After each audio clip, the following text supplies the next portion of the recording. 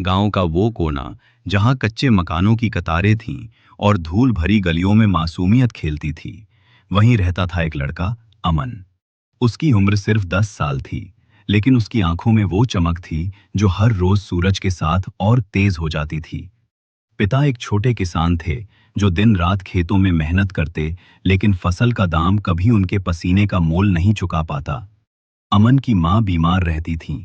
दवाइयों का खर्च और घर चलाने का बोझ पिता के कंधों को तोड़ रहा था। कभी कभी घर में 2 वक्त की रोटी भी नसीब नहीं होती थी। स्कूल जाने के लिए अमन को 3 किलोमीटर पैदल चलना पड़ता था, लेकिन उसका हौसला कभी नहीं टूटा। वो स्कूल की पुरानी किताबों से पढ़ता और गांव के पक्के मकान वाले बच्चों से उधार की कॉपियां लेकर नोट्स बनाता। एक दिन स्कूल में एक सर ने कहा, अगर तुम्हें देश की सेवा करनी है तो आईएएस बनो। तुम्हारा एक फैसला लाखों लोगों की जिंदगी बदल सकता है। उस दिन के बाद अमन के जीवन का लक्ष्य तय हो गया। वो आईएएस बनना चाहता था, लेकिन ये सपना देखना आसान था, निभाना नहीं। अमन दिन में पिता का हाथ बटाता और रात को मिट्टी के घर में लालटेन की रोशनी में पढ़ता। बिजली गांव में अक्सर नहीं रहती थी। कभी कभी गांव के मंदिर के बाहर लगी ट्यूबलाइट के नीचे बैठकर पढ़ता। जो भी पुरानी किताब मिलती, अमन उसे पूरी तरह पढ़ जाता। जब वो 12वीं में आया तो पिता ने अपने पुराने बैल बेच दिए ताकि अमन को कोचिंग के लिए शहर भेज सकें। मां ने अपने गहने गिरवी रख दिए।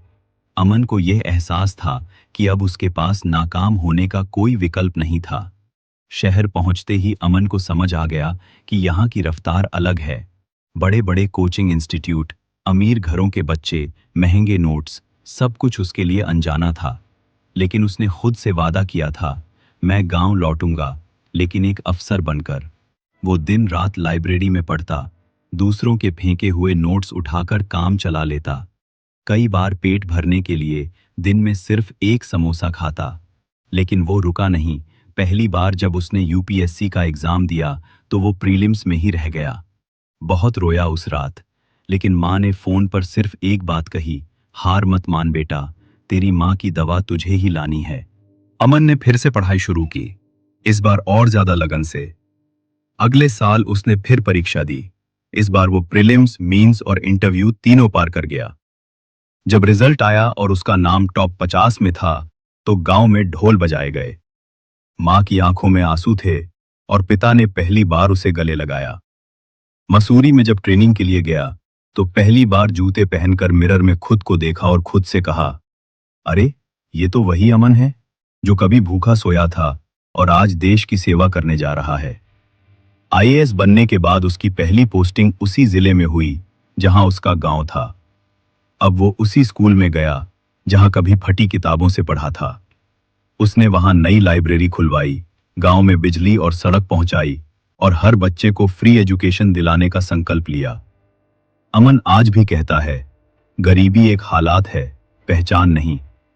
सपने छोटे घरों में भी बड़े होते हैं। फर्क सिर्फ इतना है कि उन्हें पूरा करने के लिए थोड़ा ज्यादा हौसला चाहिए। यह कहानी सिर्फ अमन की नहीं है, हर उस लड़के की है जो गरीबी से लड़कर अपने सपनों की उड़ान भरना चाहता है।